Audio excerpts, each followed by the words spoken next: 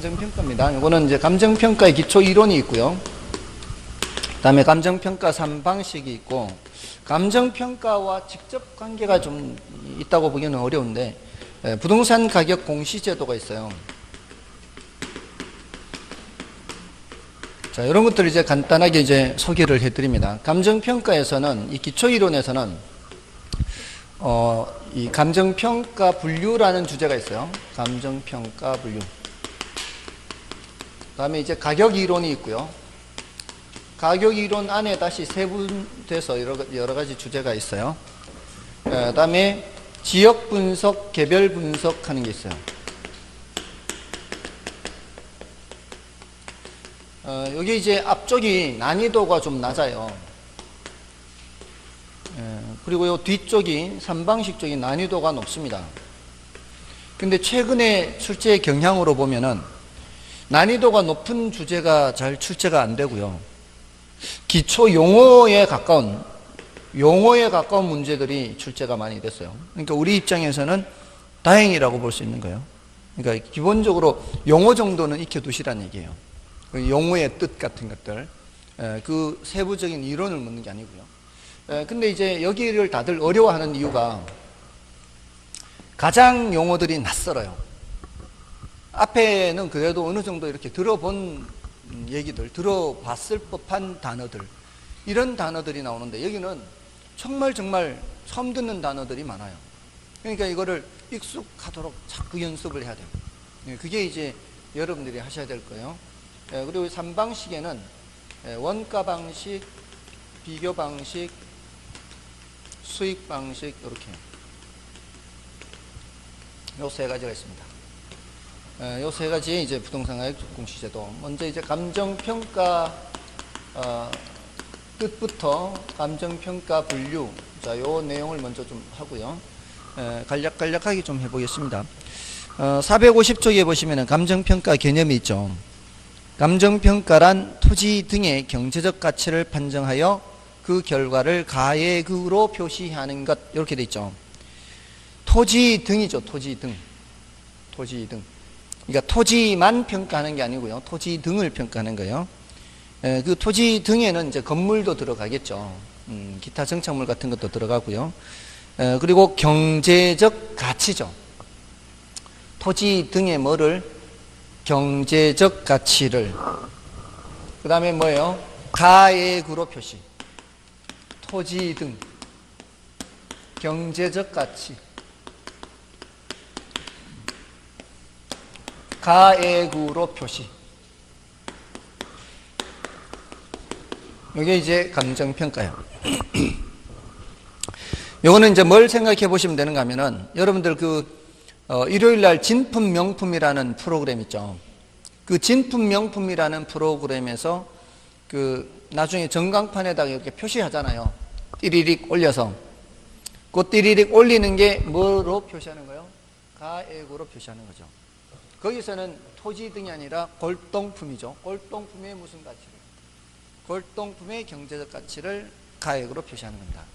여기는 이제 토지 등이라는 거죠. 거의 비슷합니다. 유사합니다. 거기하고. 여기 이제 감정평가고요. 감정평가 분류의 여러 가지 측면에서 분류를 하고 있죠. 제도상의 분류도 있고, 업무 기술상의 분류도 있고, 여러 가지 분류가 있죠. 요 분류들은 그냥 용어 정리 정도밖에 안 돼요. 요 분류는. 용어 정리 정도밖에 안 되고, 그 중에서 이제 좀 알아두셔야 되는 중요도가 조금 더 높은 것은 451쪽에 업무 기술상의 분류하는 거 있잖아요. 업무 기술상의 분류에서 지금 단계에서는 뭐 이런 정도만 구별을 하겠습니다. 현황 평가하고 조건부 평가. 요게 원칙이에요. 현황 평가가 원칙. 요거는 예외예요. 현황 평가라는 것은 현황이 뭐겠어요? 현황. 현재 상태대로 평가하는 거죠. 이게 원칙입니다. 우리 이제 평가를 하다 보면은 이런 경우들이 많다고 해요.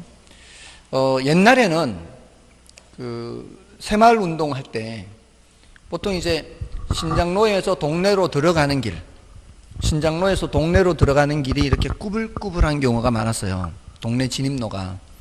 근데 이제 새마을 운동을 하면서 뭐 지붕 개량도 하지만 도로도 이렇게 동네로 진입하는 길도 반듯반듯하게 많이 바꿨거든요.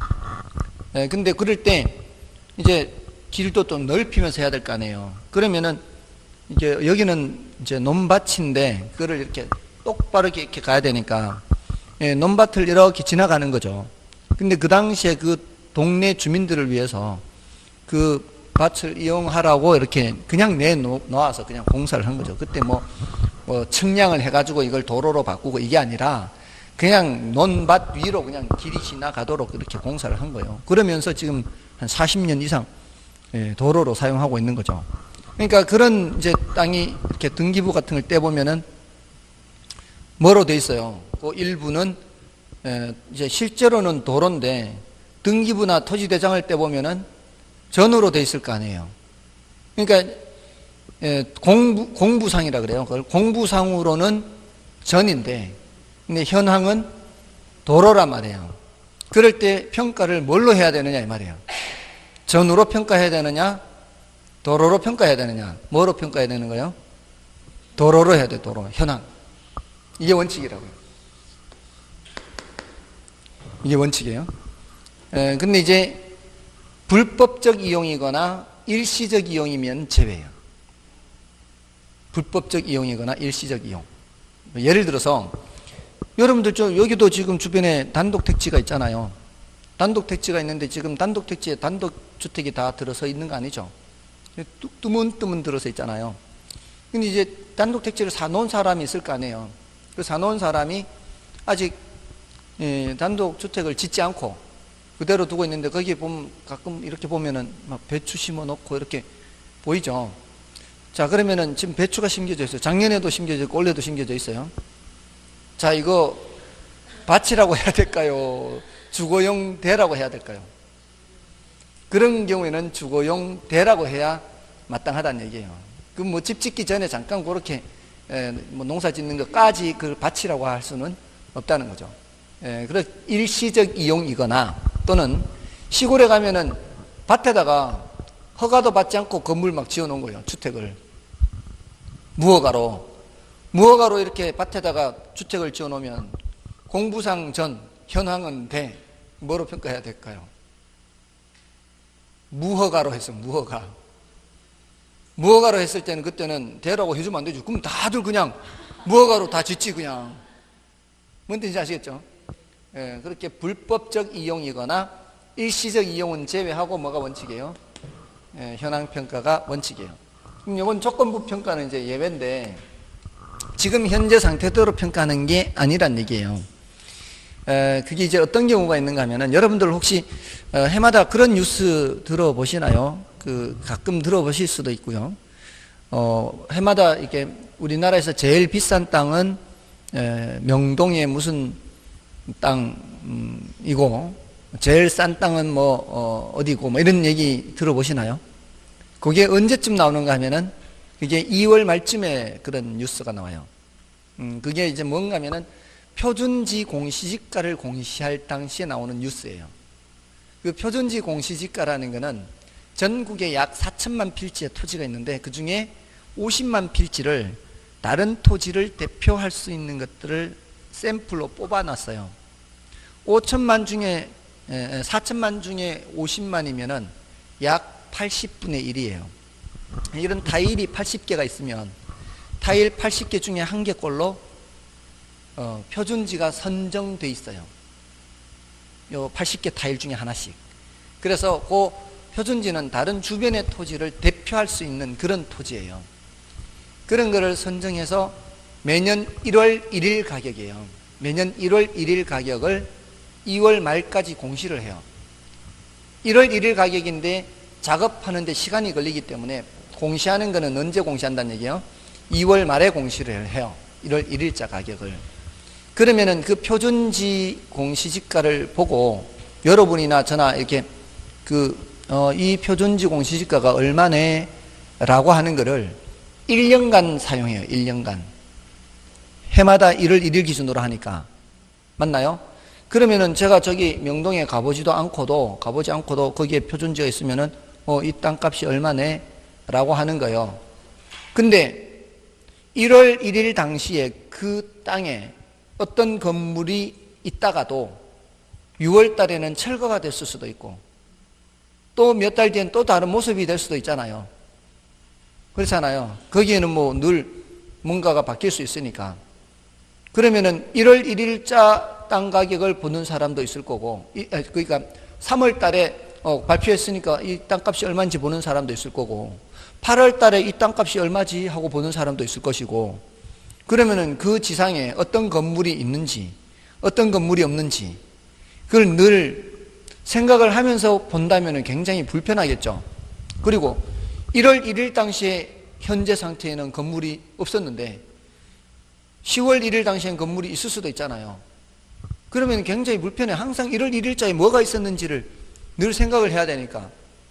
그러니까 표준지 공시 지가를 공시할 때에는 그 지상에 건물이 1월 1일자에 있든 없든 어떻게 해서 평가를 해야 되는가 하면은 건물이 없다라고 생각하고 평가를 해야 돼요. 그래야 보는 사람도 그게 8월 달에 보든 10월 달에 보든 내년 2월 달에 보든 그 지상에는 항상 건물이 없다고 치면 이 땅값이 얼마다 이렇게 해야 되겠죠. 그죠? 1월 1일 당시에 건물이 있었다고 해서 건물이 있는 것처럼 해서 평가를 하면은 나중에는 없을 수도 있고 그다중에는 다른 건물이 있을 수도 있고 그러니까 안 맞단 말이에요. 그래서 표준지 공시 지가를 공시할 때에는 그 지상에 건물, 기타 정착물이 없는 것처럼 해서 평가를 한다고요. 그게 무슨 평가? 조건부 평가. 그래요. 조건부 평가. 그게 이제 나지상정 평가라 그래요. 건물이 없는 것처럼 하는 평가를 나지상정 평가. 그게 표준지 공시지가를 평가할 때는 그런 평가를 해요. 이건 예외적으로 그렇게 법에 정해진 대로 평가를 하는 거죠. 그 외에 또 우리 감정평가 규칙상 일괄평가, 구분평가, 부분평가 이런 거 있는데요. 요거는 이제 나중에 더 자세히 설명을 드리면 되겠습니다. 지금 입문과정이니까 이런 이제 평가의 원칙적인 이제 말씀을 좀 드리면 되는 거고요. 다음에 이제 가격 이론으로 넘어가서요. 가격 이론 넘어가시면 돼요. 가격 이론 가시면은 그 454쪽 있죠. 가격 이론에서는 일단 가치와 가격을 좀 구별할 필요가 있어요. 자, 어떤 물건의 가치가 얼마다 또는 가격이 얼마다 자 이렇게 할 때 여러분들 그 왜 진품명품에도 나오는 그 골동품 있으면 저 물건의 가치가 얼마일까 이렇게 판단할 거 아니에요. 가치가 얼마일까라는 거 하고요. 저 물건 가격이 얼마예요 이렇게 하는 거 하고 어떤 게 더 추상적인 개념이에요? 가치가 더 추상적이에요? 가격이 더 추상적이에요? 말하기가 더 쉬운 게 어떤 거야? 이거 가격이 얼마다 했을 때 느낌이 더 확실해요? 가치가 어느 정도 나간다 할 때 더 좀 어려워요? 가격이 더 쉽죠? 가격이 얼마다 그러면 느낌이 더 하죠. 근데 가치가 얼마일까? 이렇게 가치라고 할 때는 이게 좀 추상적이고 좀 이렇게 주관적인 성격이 강해요. 가치가 얼마다 이렇게 할 때는. 근데 가격이라고 하는 것은 그는 객관적이고 좀 구체적인 성격이 강해요. 예를 들어 볼까요? 그 사과가 1,000원이라고 이렇게 붙어 있어요. 가격표가. 이러면은 가격이 1,000원이라고 붙어 있으면은 이게 어느 정도구나 이렇게 느낌이 더 와닿지 않나요? 근데 그게 1,000원이라고 써붙여져 있는 그 사과를 모든 사람이 다 사나요? 어떤 물건이 가격이 얼마 붙여져 있을 때 그 물건을 모든 사람이 다 사는 게 아니거든요. 그 물건을 1,000원짜리 사과 이렇게 가격이 붙어 있는 걸 보고 만약에 제가 봤을 때 저게 한 2,000원은 돼 보이는데 1,000원이라고 붙여져 있어요. 그러면 사요 안 사요? 사는 거죠. 지금 제가 2,000원은 돼 보이는데 하는 그게 바로 제가 주관적으로 판단한 가치예요. 그러니까 이 가치라고 하는 거는 사람들이 주관적으로 판단하는 성격이 강해요. 근데 그게 사람마다 다르다는 거죠. 그러니까 저같이 2,000원은 돼 보이는데 이렇게 생각하는 사람은 사는 거죠. 근데 어떤 사람은 저거 500원 줘도 안 산다 저거. 이런 사람도 있을 거 아니에요. 그러니까 그런 사람은 그거를 안 사는 거죠. 다 그래요. 모든 거의 대부분의 우리가 구매를 하거나 할 때는 이 가치와 가격의 가장 절충적인 상황에서 우리가 이 행동을 하게 되거든요. 그러니까 다른 물건들도 마찬가지로 저 물건의 가치가 저거보다는 더 높다고 생각하는데 싸게 이렇게 붙여져 있으면 당연히 사는 거고, 근데 가치가 그보다 낮다라고 생각하면은 비싸니까 안 사려고 하는 것이고, 늘 우리는 그렇게 행동하잖아요. 그러니까 그게 항상 그게 가치와 가격, 주관과 객관이 이렇게 부딪히는 거죠. 그래서 그 가장 객관적인 상태로 나타나 있는 게 가격이에요, 가격. 그게. 그래서 요거는 좀 주관적인 성격이 강하고, 요거는 객관적인 성격이 강하고, 이게 좀 추상적이라면 요거는 구체적이다, 이렇게 볼 수 있어요. 그러니까 진품 명품 저거 전광판에 이렇게 쓸 때, 숫자를 쓸 때, 그 전에 그 전문 위원들이 이렇게 뭐 쑥덕쑥덕 하잖아요. 쑥덕쑥덕 할 때, 그때 그 전문 위원들의 견해가 다 똑같지는 않을 거 아니에요. 약간씩은 오차가 있을 수 있을 거예요. 근데 그거를 결국 표시를 할 때는 어떻게 해야 돼요? 이렇게 조정해서 이렇게 딱 표시를 해야 될 거 아니에요. 그 쑥덕쑥덕 할 때는 사람마다 다를 수 있다고요. 근데 표시를 할 때는 딱 하나로 해서 객관적인 어떤 금액으로 제시를 하는 거죠. 일단 제시를 한 이상은 그 세 사람 모두 다 거기에 따라야 되는 거죠. 그전에는 달리 생각할 수 있다 할지라도. 자, 아무튼 그렇고요. 이 가치라는 것은 오차가 있을 수 있어요. 가격하고. 가격 플러스 마이너스 오차 이렇게 나타날 수가 있어요. 이게 항상 일치하는 것은 아니거든요. 이게 오차가 나타나는 것은 단기적인 현상이라고 그래요. 단기적인. 장기적으로는 가치와 가격이 일치한다 그래요. 이렇게 오차가 나는 것은 거품이 끼는 거 생각해 보면 돼요. 거품. 거품이란 말 많이 들어보셨죠? 거품이 낀다는 것은 가격이 실제 가치보다 너무 높게 형성될 때, 이럴 때 거품이 낀다 그러죠. 그러다가 이제 거품이 빠지면은 떨어지죠. 떨어졌다가 다시 이렇게 해서 가치 근처로 가는 거예요. 떨어질 때는 이제 많이 떨어집니다. 많이 떨어졌다 이렇게 올라갔다 내려갔다 하는 거죠. 작년 이맘때 비트코인이 얼마 있어요? 작년 이맘때 1,000만 원 했다면 지금 150만 원 정도 한다 그러죠. 한 85% 떨어졌어요. 제가 봤을 때는 그게 거품이었거든요. 제가 봤을 때. 그 당시에 작년 이맘때 너무 광풍이 불었던 거예요.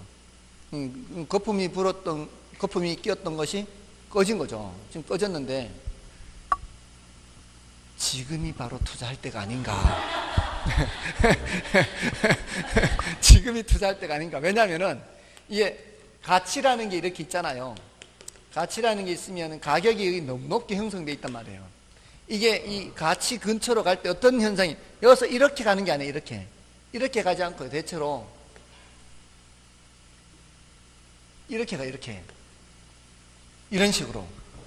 그러니까 이게 이렇게 나와 있으면 요 시점이 바로 살 때라는 거죠. 그리고 저기 IMF 때 부동산 가격이 폭락했잖아요. 그때가 바로 살 때였던 거죠. 저도 생각했다고요, 그때. 돈이 없는 거지. 돈이 없는 거지. 그러니까 지금이 이때가 그게 아닌가. 그러니까 다른 사람하고 반대로 행동을 해야 돼요. 돈을 벌려면. 다른 사람하고 반대로. 그러니까 제가 알기로는 그 존 F 케네디 아버지가 유명한 펀드 매니저래요. 펀드 매니저였대요. 그러니까 이제 존 F 케네디가 1960년도인가 암살당했죠. 60이니까 61년도에. 근데 그 이전 30년 전에 세계 대공황이 있었거든요. 1929년도에.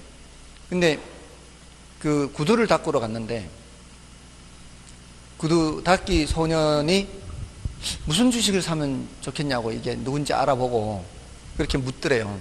그래서 그냥 구두만 닦고 사무실로 가서 갖고 있던 주식을 다 처분했대요. 구두 닦기 소년이 주식을 물을 정도면 이제 더 이상 주식시장에 들어올 돈이 없다는 거죠. 시장 다시 한번 생각해보세요. 시장. 수요와 공급이 만나는 시장이에요. 시장에서 가격이 올라가려면 수요가 증가해야 돼요. 그 수요는 유효 수요입니다. 돈 들고 와야 돼요. 돈을 들고 오는 수요가 더 많아져야 가격이 올라가는 거예요. 우리 수요 공급 배웠잖아요, 앞에서. 근데 더 들어올 수 있는 유효 수요가 없다는 거예요. 그런 돈까지 다 들어왔으면 더 이상 들어올 돈이 없으니까 이제는 빠져나갈 것만 생겼다는 거죠. 그러니까 정점을 찍었다는 얘기야. 들어올 돈은 다 들어왔으니까. 그러니까 판 거죠. 그 뒤로 폭락한 거죠. 그 뒤로. 자, 그러니까 작년 보세요. 작년 이때 비트코인 전국을 뒤흔들었죠. 이거는 이미 들어올 만큼 들어왔었다는 얘기예요. 그 시점은 빠져나갈 때라는 거죠. 그때 팔았어야 된다는 얘기죠. 아무도 모르던 그런 상황이라면 아니지만, 사실 저는 그때 그 비트코인이라는 거 언제 수년 전에 기사에서 봤어요. 수년 전에 그게 $100 할 때부터 10만 원. 그때 아무도 생각 안 할 때였어요. 그런데 저는 이게 무슨 이 전자화폐가 무슨 가치가 있을까 하고 생각도 안 했죠. 그때 100만 원어치 샀으면 작년에 10억인가? 그랬을 거예요. 작년 $100 때 샀으니까 이게 얼마까지 올랐었죠? 아무튼 하여튼 100배인가 뭐 하여튼 100배면 1억밖에 안 되나? 하여튼 100배 이상이었던 것 같아요. 제가 봤을 때는 그때는 아무도 관심이 없을 때고, 근데 그 아무도 관심이 없을 때조차도 아니 이게 무슨 $100나 가치가 있어 이런 생각을 했으니까 10만 원의 가치도 없다고 본 거죠. 그래서 그때는 생각을 안 했는데, 그때 사실 샀어야 되는 거죠. 아무도 신경 안 쓸 때였으니까. 근데 작년에 그렇게 올라가는 거고 기겁을 했다니까요. 거의 진짜 몇만 달러 이렇게 올라갔으니까. 그러면은 그게 이제 과열이라는 거죠. 아무튼 그때는 빠져나와야 되고, 지난 10월 달인가 합격자들, 작년에 합격한 사람들 모임에 갔는데, 그분이 직장도 괜찮은 안정된 직장, KT면 안정된 직장이죠. KT면 그리고 연봉도 괜찮고. 근데 한 3년 전에 공부를 할 당시에 주변 직원들이 그 힘들게 그런 공부 말로 하냐고 그랬단 말이에요. 근데 이 사람은 원래 부동산에 관심이 많고 이렇게 굴리고 저렇게 굴리고 개발도 하고 막 이렇게 자격증 없는데도 계속 그런 생각을 했던 사람이고, 자격증을 취득하려고 이제 공부를 한 거예요. 이제 관심이 있으니까. 근데 첫 해는 이제 동차로 준비를 했는데 안 됐고, 직장 생활을 하면서 하기가 쉽지 않죠. 두 번째 해는 이제 1차만 되고, 작년에 2차가 된 거예요. 작년에 2차 돼서 이제 작년에 한번 또 모임 갖고 올해 또 모임 가졌는데, 올해 이제 10월 달에 그러니까 언제 기억이 잘 났는데 모임을 가졌는데, 원래 주변 사람들이, 직원들이 묻더래요. 어디가 괜찮을 것 같아요? 묻더래. 전혀 관심 없던 사람들이. 그래서 그분도 이제는 다 올라왔네, 그런 식으로 전혀 관심이 없던 사람들이 관심을 갖게 됐다는 얘기는 이미 정점을 찍었다 이 뜻이라고요.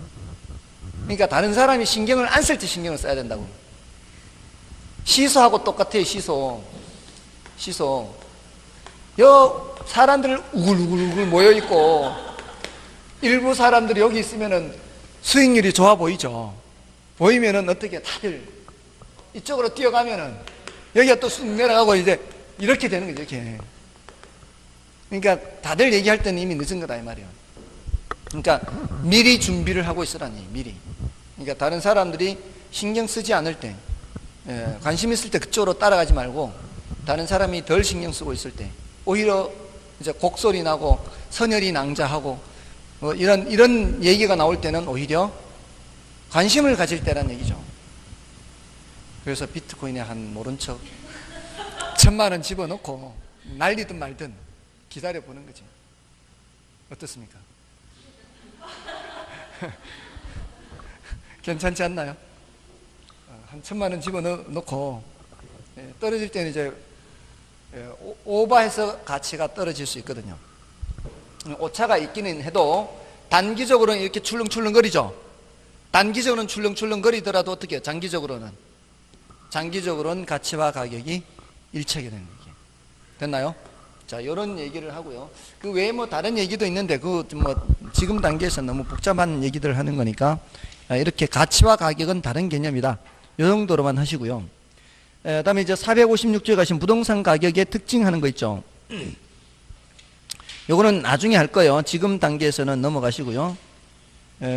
이제 뭘 보시는가 하면 458쪽과 459쪽, 460쪽에 걸쳐 있는 부동산 가치 형성 요인과 가치 발생 요인. 자, 요거를 좀 용어를 설명드릴게요. 가치 형성 요인하고 가치 발생 요인 하는 게 있는데, 이게 경제학에서는 이런 구별을 잘 안 하는 편이에요.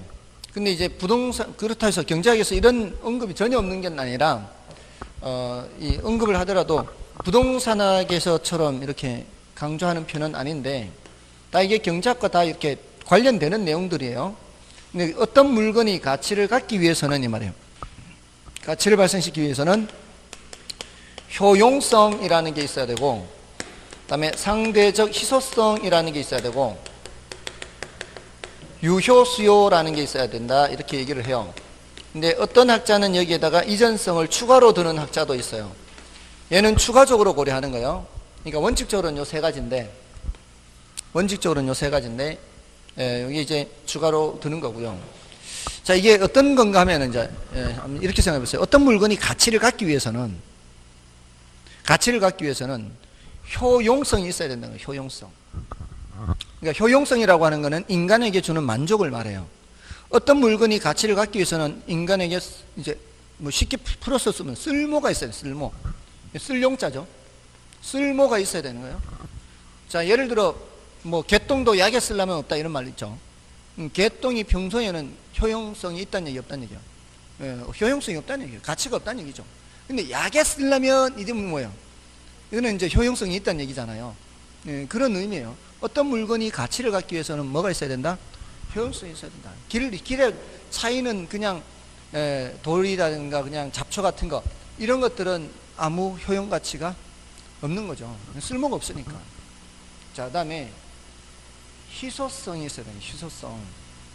희소성이 없으면은 가치가 없다라는 거예요.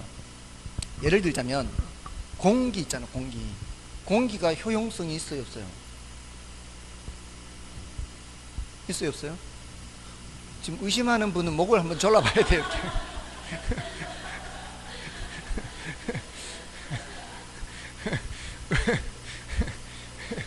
의심하는 사람은 목을 졸라봐요.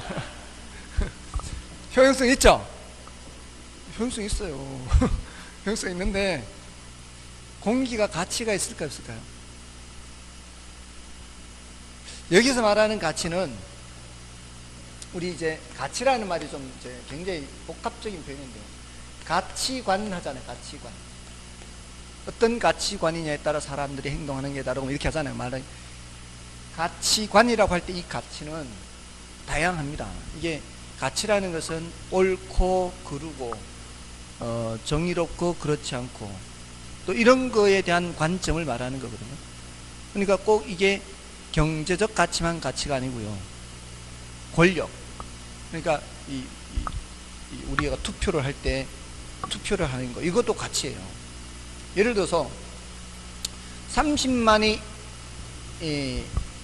있는 도시에 국회의원을 한 명 뽑는 거 하고 15만 명 있는 곳에 국회의원을 한 명 뽑는 거 하고, 이거는 똑같다고 볼 수가 없어요.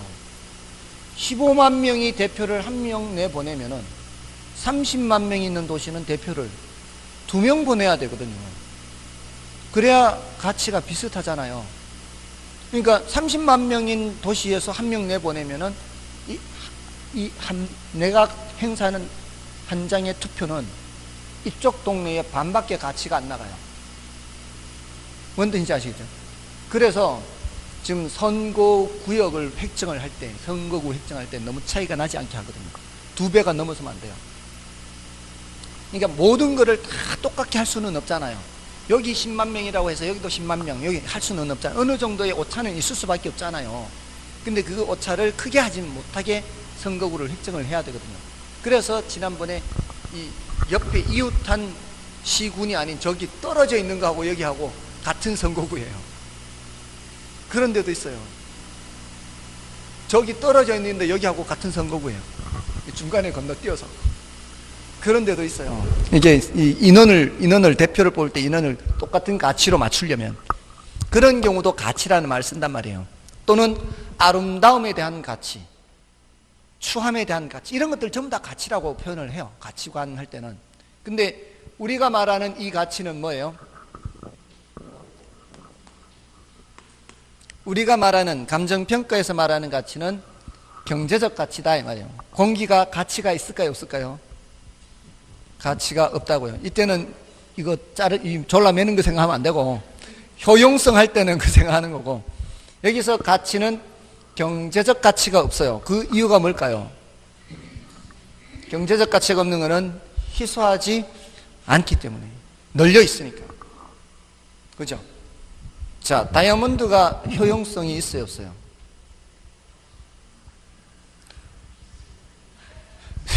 효용성이 있잖아요. 반짝반짝 빛나는 거 보면 이쁘고, 또 이렇게 절삭 기구로서는 가장 좋다면 이게 단단하기가 효용성이 있습니다.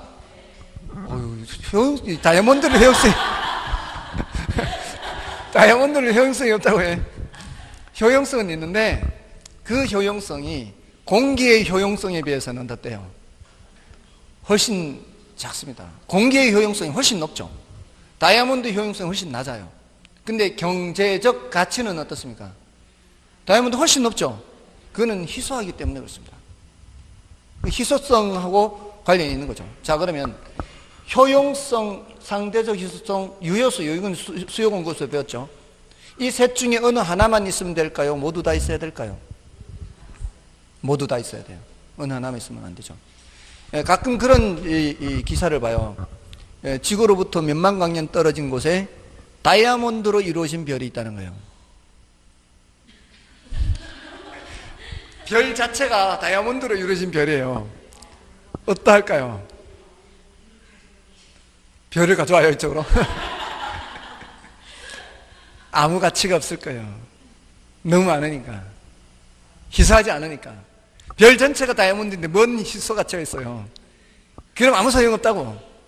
지금 우리나라의 공기와, 지금 우리 이 지구에서의 공기와 똑같은 것밖에 안 되는 거예요. 뭔 뜻인지 아시겠죠? 희소해야 가치가 되시어요. 그리고 그런 물건을 돈을 지불하고 살 수 있는 유효 수요가 있어야 되는 거지, 안 그러고서는 가치가 발생할 수가 없는 거예요. 근데 이런 가치 발생 요인에 영향을 미치는 요인을 가치 형성 요인이라고 그래요. 자, 볼까요? 자, 지금 이런 것들이 있어야 가치가 발생하죠. 자, 이게 가치 형성 요인은 일반 요인이 있고요, 지역 요인이 있고요, 그다음에 개별 요인이 있어요. 자, 이 지역의 주변 배후지에 인구가 증가해요.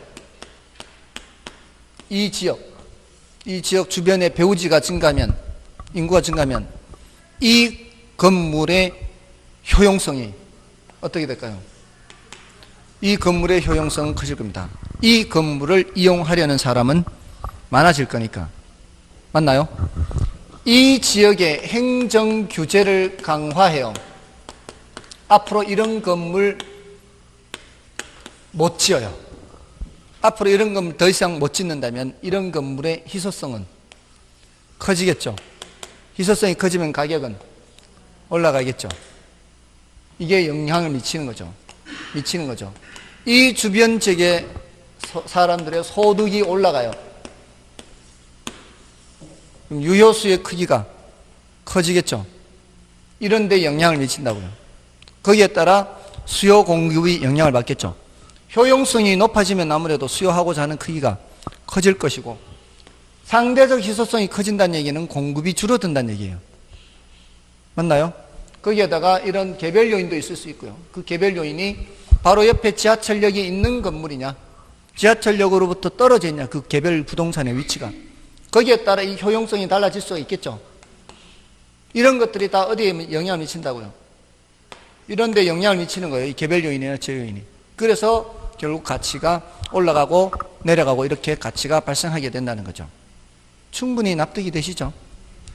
그리고 나중 되면 또 헷갈리니까 이렇게 기억하세요. 형이 동생한테 영향 미친다, 이렇게. 형성 요인이 발생 요인한테 영향 미치는 거예요. 형이 동생한테 영향 미치는 거예요. 우리 시험에 지문이 그렇게 나왔어요. 가치 형성 요인의 영향을 받아. 이렇게 하면 맞는 말인데 반대로 하면 틀리는 거죠. 발생 요인의 영향을 받아서 형성 요인이 변한다. 이러면 안 되는 거죠. 됐나요? 그리고 형 이름은 일찌개예요. 동생 이름은 효상유예요. 형 이름 뭐라고요? 형 이름 일찌개, 동생 이름은 효상유예요. 일찌개가 효상유한테 영향을 미치는 거예요. 유치해도 그냥 기억하세요.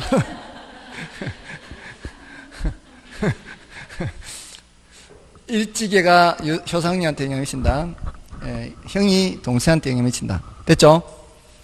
그런 정도로 해두시고요. 그 다음에 이제 그 460쪽에 가격 재원칙이라는 게 있죠. 가격 재원칙 해서 여기 지금 가격 이론 지금 하고 있죠. 그거는 이제 간단하게만 그 원칙이 많아요. 그거 다 말씀드리려고 하는 게 아니라 가격 원칙이 뭔가 하는 건데 이 제자는 모든이란 뜻이에요. 모든이란 뜻이요. 그냥 가격 원칙 이렇게 기억해도 돼요. 가격 원칙. 이거는 뭔가 하면은 가격이 형성될 때는 어떤 원리를 따른다는 얘기예요. 원리. 그 원리를 따르기 때문에 그 원리를 잘 알고 있으면 그러면은 감정평가액이 적절해질 것이다. 적절한 평가액을 결정할 수 있을 것이다 라는 거예요. 이것도 마찬가지 진품 명품 프로그램을 잘 보시면 충분히 이해를 하실 거예요. 만약에 보신 적이 없으면 이번 주 일요일 숙제는 진품 명품 보고 오기예요. 그 진품 명품 보시다 보면은 그 이제 전문위원들이 있고 그리고 패널들이 나오죠. 주로 이제 뭐 연예인이나 이런 방송인 이런 사람들이 많이 나오죠. 그 이제 맞추는 금액이 제일 근접한 사람한테 이렇게 상품도 주고 하죠. 그럴 때 이게 전문가가 아니다 보니까 이 터무니없는 금액을 써낼 수 있잖아요. 그러면 재미가 없거든요. 이 게임이라는 게 서로 이렇게 근처에서 더 근처에 맞추고 이렇게 해야 재미가 있는 거잖아요. 그러니까 힌트를 이렇게 주죠. 그러니까 이렇게 몇 가지 질문을 할 수 있게 해주고 힌트를 주잖아요. 그럴 때 그 전문위원들이 하는 말들을 들어보면은 제작연대가 50년에서 100년 정도 앞설 때마다 얼마씩 가격이 바뀝니다. 그리고 쌍으로 되어 있는 골동품인데 그 중에 하나가 없으면 어느 정도 감가가 되고 있으면 어느 정도 가치가 나가고 이런 얘기를 하고요. 흠이 있으면 어느 정도, 흠이 없으면 어느 정도 이런 얘기도 하고요. 또 굽이 높은 도자기와 굽이 낮은 도자기의 차이는 어떠하고요. 막 이런 얘기들을 합니다. 이게 바로 골동품에서의 어떤 가격 원칙이라고 보면 돼요. 골동품에서의 가격 원칙. 그냥 그런 원칙들을 계속 들으면은 좀 더 근접한 가격을 써낼 수가 있겠죠. 그리고 일반인이 계속 전문위원을 쫓아다니면서 기동량을 해서 계속 쫓아다니면서 들으면 나중 되면 일반인도 그 전문가 수준으로 올라가겠죠. 그런 걸 자꾸 듣게 되면은. 그러니까 부동산 가치 또는 부동산 가격에도 이런 형성되는 원리가 있다는 거예요. 그러니까 감정평가사들이 이런 원리에 따라 평가를 하면은 가격을 적당하게 평가할 수 있지 않냐. 그래서 감정평가사들한테 주는 감정평가사들의 지침에 따라 평가를 하라. 이게 언제부터 내려왔는지 알아야 되는데. 아무튼 이 가격 재원칙은 감정평가사들이 지켜야 되는 지침이다. 이 원리에 따라 평가를 하게 되면은 그러면 이제 적당하게 평가를 할 수 있을 것이다 라는 거죠. 그러니까 사실 제가 그 진품 명품을 보면서 정말 야 이거 요대로만 하면은 따라다니면 이제 일반인도 전문가 수준에 비슷하게 이렇게 맞출 수 있지 않냐 이런 생각이 들더라고요. 근데 이제 그런 지침이 굉장히 많아요. 많은데 우리 교재 보면은 너무 많아요. 열 몇 가지나 돼요. 근데 그 많은 거를 다 할 필요는 없어요. 지금까지 제가 수업을 하면서 제일 중요한 거 3가지, 그 다음에 5가지, 8가지 이렇게 3, 5, 8 이렇게 갈 거예요. 근데 이제 그 3, 5, 8 해서 나중에 할 건데 일단은 그 모든 원칙의 기준이 되는 원칙이 최유효 이용 원칙이에요. 최유효 이용 원칙. 이 최유효 이용 원칙은 이제 이런 거예요. 최유효 이용이라는 게 뭐겠어요? 가장 잘 이용하는 거죠. 가장 잘 이용하는 거예요. 근데 이제 최유효 이용 원칙이라는 얘기는 부동산의 가치를 평가할 때 그 물건의 최유효 이용 상태를 표준으로 해서 형성된다는 거예요. 최유효 이용 상태를 표준으로 해서 또는 기준으로 해서. 예를 들어 여기 낮이가 있어요. 똑같은 조건의 땅인데 여기는 건물이 있어요. 20년 된 건물이에요. 20년 된 주택이에요. 이 주택을 지을 당시에는 이런 주택을 짓는 것이 가장 잘 이용하는 것일 수도 있겠죠. 근데 그동안에 주변 환경이 변하면서 이 지역이 바뀐 거예요. 그래서 이 지역은 이제 이런 이 상업용 부동산을 짓는 것이 가장 잘 이용하는 상황으로 바뀌어버렸어요. 주변 환경이 바뀌어서. 그러면 얘는 지금 최유효 이용이라고 볼 수 있어요, 없어요? 없죠. 그 당시는 뭐 최유효 이용이었을지 몰라도 지금은 최유효 이용 상태가 아니에요. 근데 옆에 아무것도 없는 낮이 상태의 건물이 있다면 얘는 언제든지 어떤 건물 지을 수 있어요? 최유효 이용 상태의 건물 지을 수 있죠. 이 낮이라 그러죠, 이거를. 낮이 상태의 가격은 항상 최유효 이용 상태의 가격이에요. 항상. 그렇잖아요. 항상 최유효 이용 상태의 건물을 지을 수 있는 준비가 되어 있으니까. 근데 얘가 최유효 이용입니다. 최유효. 낮에는 최유효 이용이에요. 자, 얘가 만약에 10억이다. 얘가. 그럼 이 건부지 가격은 이 말이에요. 건부지 가격은 10억만큼 나가겠어요? 안 나가겠어요? 10억만큼 안 나가겠죠? 얘가 오히려 방해거리가 되고 있는 거잖아요. 이러면은 10억에서 빼야 되잖아요. 10억에서 이렇게 뺐을 때 나오는 가격이 건부감가가 발생하는 거예요. 이게 건부감가가 발생하는 거예요. 건부감가가 발생해서 예를 들어 여기가 9억 5천이다 이렇게 될 수 있다 이 말이에요. 지금 이 건부지 가격 평가액이 9억 5천이 된 이유는 바로 얘 때문이죠. 여기는 10억인데 여기는 9억 5천이 되는 이유가 얘 때문에 지금 9억 5천밖에 안 되는 거 아니에요. 어디에서부터 뺐어요? 10억에서 뺐죠. 10억에서 감가되는 만큼을 뺀 거예요. 뭐를 표준으로 한다는 얘기예요? 최유효 이용 상태라면 얼마인데에서 시작한 거예요. 그게 바로 뭐예요? 최유효 이용 상태의 가격을 표준으로 해서 거기에서 감가할 사항이 있으면은 감가를 해서 평가를 해야 되는 거예요. 자, 그러니까 어떤 물건을 평가를 할 때는 제일 먼저 뭐부터 판단해야 돼요? 최유효 이용 상태가 어떤 상태인지를 먼저 판단해야 돼요. 그래서 최유효 이용 상태로 이용되고 있다면 그냥 그대로 평가하면 되는 거고, 최유효 이용 상태가 아니라면은 거기에서 가치를 떨어뜨려야 되는 거죠. 근데 지금 이렇게 가치를 떨어뜨린 거는 주변 환경에 따라서 이게 지금 현재 이용하고 있는 상태가 최유효 이용이 아니란 얘기잖아요. 근데 최유효 이용인지 아닌지를 보는 내부 관련 원칙이 있고 외부 관련 원칙이 있어요. 예를 들어 지금 이 지역이 달동네인데 고급 빌라를 지었어요. 달동네에 고급 빌라 지었다면은 그거는 최유효 이용이 아니죠. 고급 빌라 자체는 문제가 없어요. 이게 기능적으로나 이렇게 문제가 없는데 인근 환경하고 안 어울리잖아요. 인근 환경하고 안 어울리는 거는 외부적인 요인이라 그래요. 외부적인 요인. 그걸 적합의 원칙과 관계 있다 그래요. 적합의 원칙. 적합의 원칙에 어긋나면 이 말이에요. 그럼 인근 환경과 안 어울린다 이 소리예요. 그럼 인근 환경과 안 어울리면 어떻게 해요? 가치를 떨어뜨려야 되겠죠. 그런 작업을 해야 되는 거예요. 다음에 내부 관련 원칙은 균형의 원칙, 그래, 균형의 원칙. 내부 구성 요소가 적절해야 돼요. 내부 구성 요소가 적절해야 되는데 그게 균형이 안 맞으면은 투입된 비용만큼의 가치가 안 나간다는 거예요. 달동네 고급 빌라도 고급 빌라 짓는 데 들어간 돈만큼 가치가 안 나갈 것이고, 그다음에 이게 안 맞아도 가치가 안 나가요. 제가 어제 수업하는 그 학원은 그 건물의 규모에 비해서 화장실이 너무 넓어. 화장실이 너무 넓으니까 임대 공간이 그만큼 줄어들 거 아니에요. 그러니까 왜 그렇게 해놨는지, 지금까지 이렇게 학원 다니는 것 중에 건물 규모에 비해서 가장 넓어요. 뭐 뒹굴어도 돼, 거기서. 너무 넓어, 이게. 보통은 화장실이 그렇게 넓지 않거든요. 여기는 건물 규모가 크니까 화장실이 좀 저렇게 넓어요. 저 넓이보다 더 넓어요. 근데 규모가 그냥 그렇게 크지 않거든요. 지금 요 공간에 한 2배, 3배 정도밖에 안 돼요. 근데 넓이는 저거보다 더 넓어요. 그러니까 안 맞는 거죠. 그러면은 돈은 들였는데 그 돈 들인 만큼의 가치가 안 나가는 거죠.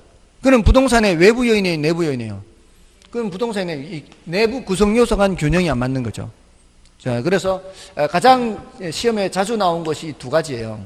거기에다 뭐 이제 더 있어요. 뭐 변동의 원칙이 더 있는데 가장 중요한 요것만 말씀을 드리고, 일단은 뭐 가격 원칙이라는 게 있다 이렇게 소개를 해드리고요. 그 두 가지만 체크하시면 돼요. 그래서 그 460 쪽이 그 가격 원칙, 최유형 원칙 있죠. 그걸 이제 기준으로 해서 461쪽에 동그라미 1번에 균형의 원칙 있죠. 그 다음에 462쪽에 맨 밑에 동그라미 1번에 적합의 원칙 있잖아요. 462쪽에 동그라미 1번 맨 밑에. 그 다음에 461쪽에 중간쯤에 균형의 원칙이 있고, 찾으셨나요? 461쪽 중간, 462쪽 맨 아래. 그렇게 두 가지, 균형의 원칙과 적합의 원칙, 이렇게 체크를 하시면 되겠고요. 다음에 이제 넘어가시면은 지역 분석 및 개별 분석 있죠. 이거는 이제 간단하게만 소개하고 좀 쉬겠습니다. 지역 분석과 개별 분석. 이거는 이제 부동산이기 때문에 하는 거요. 동산에는 이런 거 없어요. 그 중에서도 얘는 이제 부동성 때문이고요. 얘는 개별성 때문인데, 여러분들 자동차 같은 거 살 때 그 자동차 파는 지역이 어떤 지역이냐에 따라 달라지나요? 자동차 파는 지역이 달라진다고 해서 자동차가 다른 건 아니죠. 모델만 같으면 같은 모델이, 같은 물건이잖아요. 근데 부동산은 어떻습니까? 똑같은 회사가 지은 똑같은 모델의 아파트라 해도 지역에 따라 가치가 달라지죠. 접근성 달라지고 쾌적성 달라지고.